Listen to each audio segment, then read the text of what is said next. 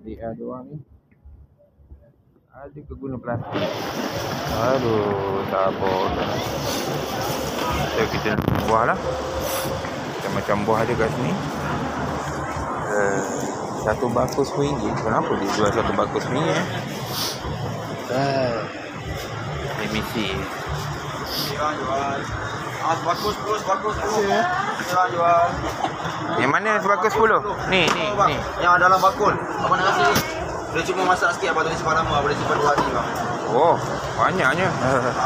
Dia simple sikit. Boleh ambil Okay. Man. Apa pasti tak? Wow.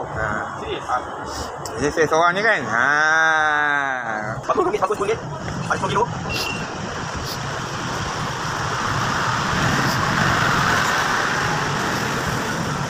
Tu dia sejarah Malaysia ni.